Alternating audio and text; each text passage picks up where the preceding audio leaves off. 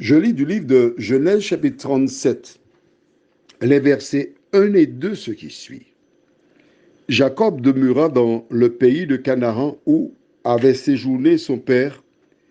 Voici la postérité de Jacob.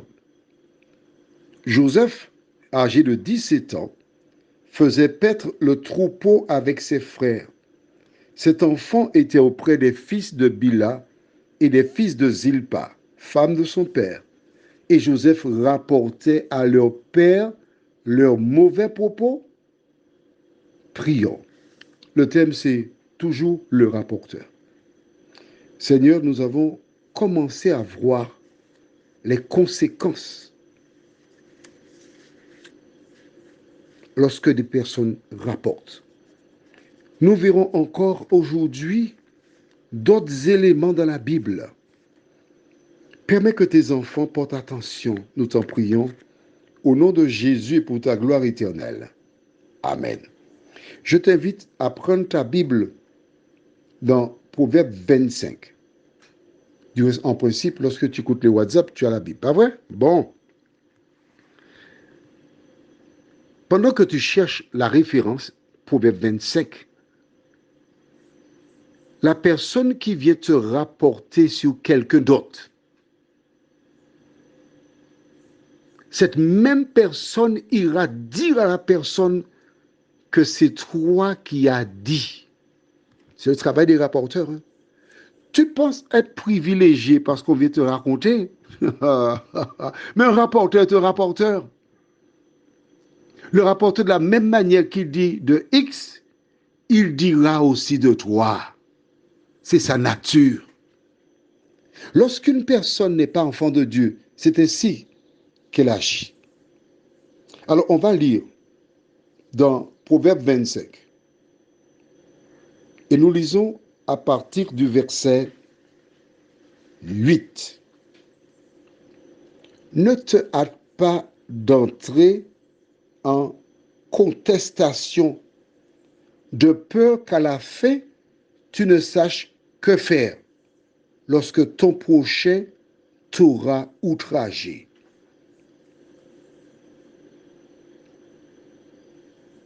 Vois-tu,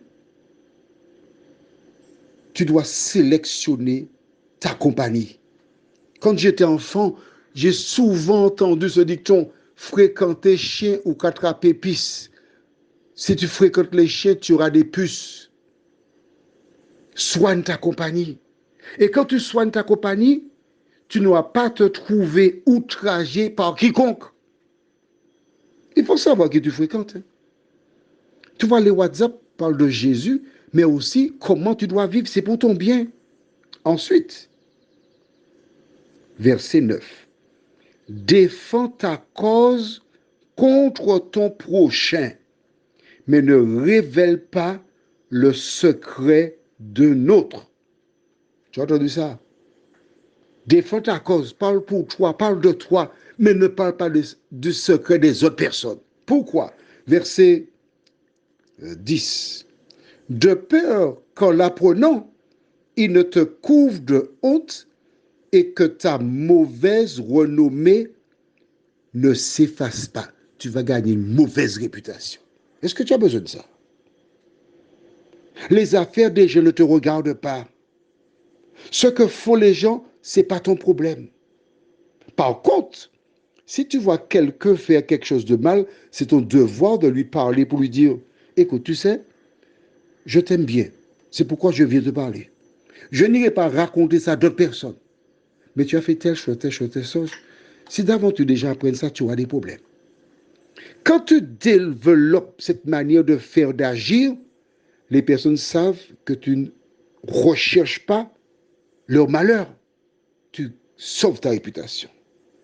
Mais quand tu es toujours dans un Milan, Paris, Milan, Milan, Paris, Paris, Milan, Milan, Fort-de-France, tu auras des problèmes. Occupe-toi de tes affaires. C'est ce que dit la Bible. Je continue avec toi. Verset 24. Mieux vaut habiter à l'angle de Troie que de partager la demeure d'une femme querelleuse. Maman, t'y fais.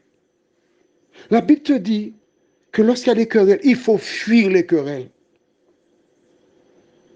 Car lorsque Joseph rapportait à son père, il avait 17 ans, il devait savoir que cela lui retomberait sur le nez. Tu ne peux pas rapporter sur quelqu'un et t'imaginer que cette personne ne va pas chercher à se venger après.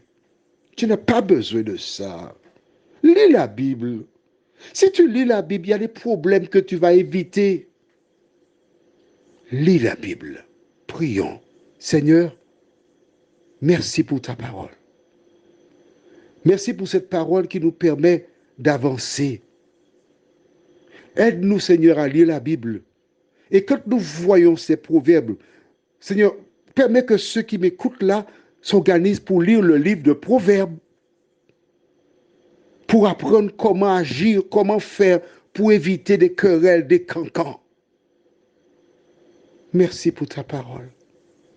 Elle est véritablement une lampe à nos pieds et une lumière sur notre sentier. Merci Seigneur. Au nom de Jésus et pour ta gloire éternelle. Amen.